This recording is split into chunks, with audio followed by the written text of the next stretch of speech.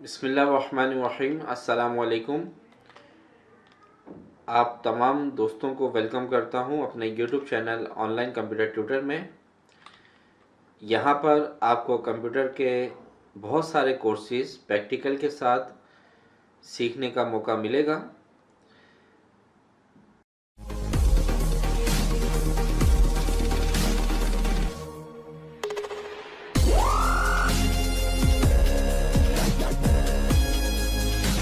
मैं हूं खुर्रम शहजाद और आज हम टैली की क्लास नंबर 28 में पढ़ेंगे कि टैली का जो डेटा है उसका बैकअप किस तरीके से बनाया जाता है, और अगर हमारा डेटा करप्ट हो जाए तो फिर टैली में हम उस डेटा को किस तरह से रीस्टोर करवाते हैं।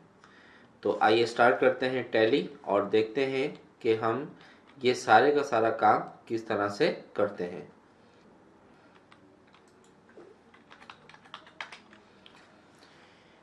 देखें, जब हम किसी भी सॉफ्टवेयर पे काम करते हैं तो डेली बेसिस पर हम उस डेटा का बैकअप बनाते रहते हैं, ताकि किसी भी वजह से अगर हमारा डेटा डिलीट हो जाता है, डेटा करप्ट हो जाता है, तो उसका बैकअप हमारे पास डेली बेसिस पर होना ज़रूरी है।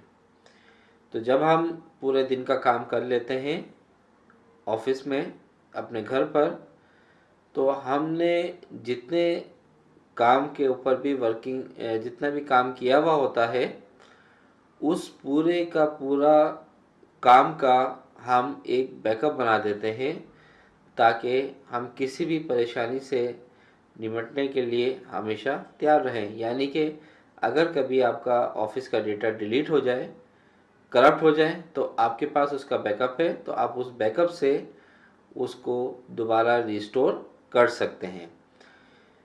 तो सबसे पहले देखें, हमने टैली को ओपन किया और इसमें सबसे पहले हम ये देखेंगे कि हम इसका बैकअप किस तरीके से बनाते हैं। बैकअप बनाने के लिए हम टैली में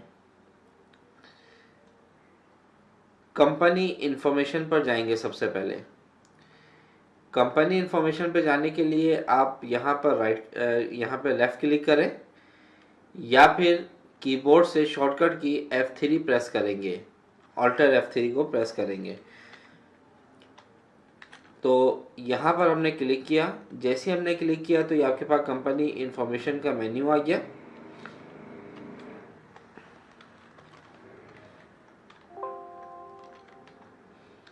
यहाँ पर हमारे पास बैकअप का ऑप्शन है।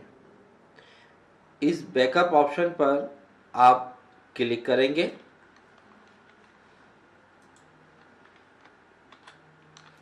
जैसे ही आप क्लिक करेंगे तो यहाँ पर आपको ये कहेगा select companies to backup source, यानी कि इस वक्त जो आपकी कंपनी का डेटा स्टोर है वो सी पार्टीशन में tally.erp9 का फोल्डर, और इस फोल्डर में आपके पास डेटा के नाम से फोल्डर है। और हम इसका बैकअप कहाँ बनाना चाहते हैं वो आप यहाँ पर देंगे। बैकअप बनाने के लिए आप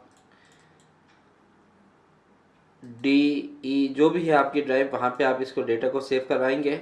अभी हमारा डेटा ये सी पार्टीशन में टैली ERP, और इसमें ये डेटा के फोल्डर में सेव है। अब हम कोशिश ये करेंगे कि जिसमें डेटा पहले से सेव है उसमें हम अपने डेटा का बैकअप ना लें।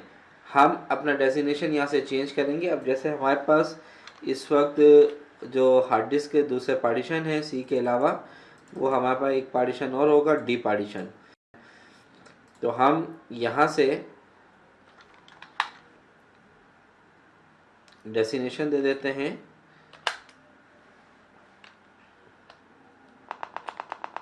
D:/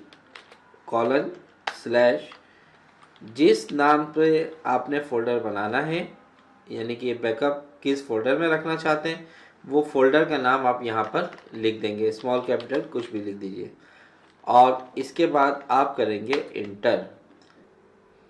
यहाँ पर जैसे हम अपनी सोर्स और डेस्टिनेशन देंगे तो आपके लिस्ट ऑफ कंपनीज में वो आपका डेटा यानी कि डेटा की फ़ाइल आ जाएगी। यहाँ से फाइल को सिलेक्ट करना है आपने और इसके बाद आपने इंटर कर देना है और यस कर देना है। यहाँ पासवर्ड जो भी दिया हुआ है वो पासवर्ड टाइप करें। ये अब आपका बैकअप बन गया। ठीक है, तो आप देख सकते हैं कि अगर हम डी पे जाएं, डी में हमने डेटा के नाम से ये आपके पास डेटा बैकअप बन चुका है। अब हम इसको रिस्टोर करना चाहते हैं, तो रिस्टोर करने के लिए आप रिस्टोर के ऑप्शन पर जाएंगे।